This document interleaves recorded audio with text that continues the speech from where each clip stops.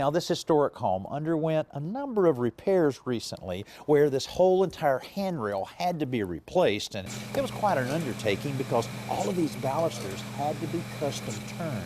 Cost quite a bit of money, and even with the best paint job, it eventually will have to be done again unless you use this type of material. Now, this is a high-density rigid polyurethane, and it cuts and sands and paints and nails just like regular wood, but the real advantage is that it won't allow any water to penetrate, and therefore there won't be any rotting or splitting or any warping, so it's a great way to go. Also, it's resistant to any kind of termite damage. Now, there's all kinds of decorative styles and different pieces that are available that really can help your curb appeal quite a bit.